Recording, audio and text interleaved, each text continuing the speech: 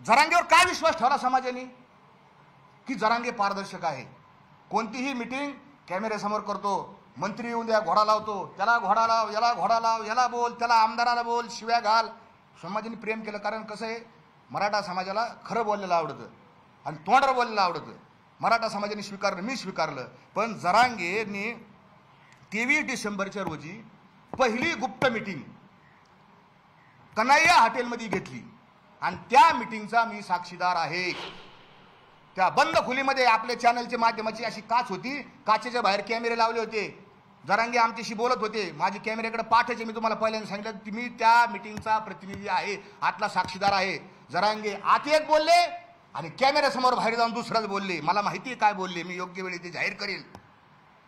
दुसरी गुप्त मीटिंग, आणि त्या दिवशी काय ठरलं होतं, 23 डिसेंबरची हे होतं आणि 25 तारखेला मुंबईला निघायचं होतं. सगळ्यांच्या साक्षी निघायचं होतं. जरांगेंनी सभेत काय घोषणा केली, 20 जानेवारीला. कोणाला विचारून 20 तारीख दिली? काय संबंध 20 तारीख द्यायचा? मुंबईला मोर्चा निघाला आणि हे ड्राफ्ट आम्ही घेऊन गेलो.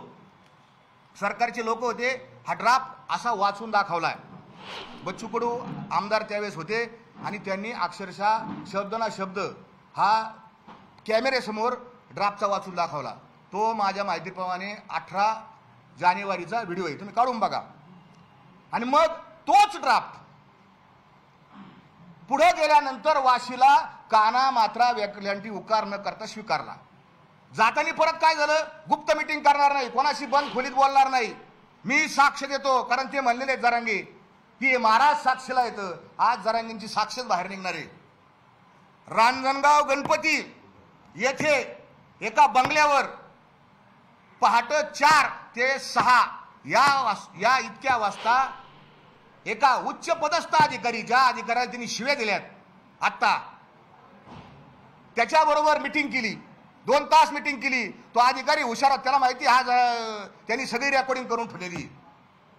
त्यांनी शिव्या खाल्ल्या, आता तो कवा ते रिटायर होईनच. जरांगेचं सगळं बिंग बाहेर फुटणार आहे.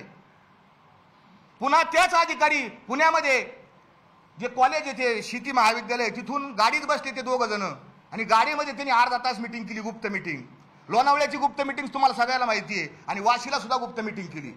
म्हणजे हा पारदर्शक नाही, हे समाजाने पहिलं डोक्यात ठेवावं. हा पारदर्शक माणूस नाही.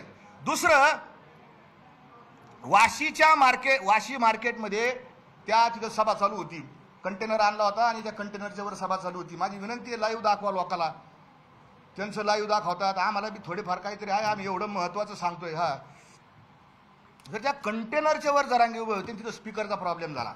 मी त्यावेळेस त्या जरांगेंचा सहकारी नव्हतो, कारण मला हे गुप्त मिटिंगा आणि काहीतरी आतल्या आत शिस्त आहे हे माझ्या लक्षात आलं. मग आम्ही एक आंदोलक म्हणून मी सहभागी होतो. एक आंदोलक माझ्याकडे आंदोलक म्हणून सहभागी झाले, ते सगळे फोटो वगैरे आहेत.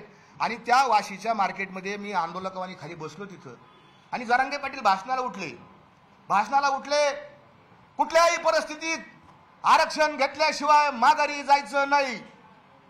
पुढे त्यांनी आज अजून एक सांगितलं, आरक्षण दिलं तरी आझाद मैदानात जायचं आणि नाही दिलं तरी तुम्हाला माहिती आहे आझाद मैदानात जायचं. सगळ्यांनी गुलाब टाळ्या वाजवल्या, हे जल्लोष केला. आमचे 7, 8, 10, 20, 5-7 हजार लोक आझाद मैदानात जाऊन बसले. आधी चला आपल्या जागा धरून बसू. आणि मग पुन्हा भाषणात ते काय म्हणले, सरकारने आपल्याला इतके वेळ वाट पाहायला नाही पाहिजे, द्यायला पाहिजे लगेच GR. तर तिथं ते सरकारच्या वतीनं सेक्रेटरी भांगे आणि अजून 1-2-4 जण सरकारचे होते. त्यांनी लगेच सांगितलं 15 मिनिटात GR देतो, ते अध्यादेश देतो. आपण ऐका, 15 मिनिटात देतो म्हणले.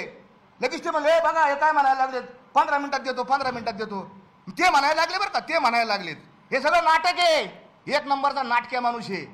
15 दिवसापूर्वीच ते अध्यादेश नाही, त्याला काही कळतं नाही, त्याला काय तिथं काडीची अक्कल नाही, त्याला काडी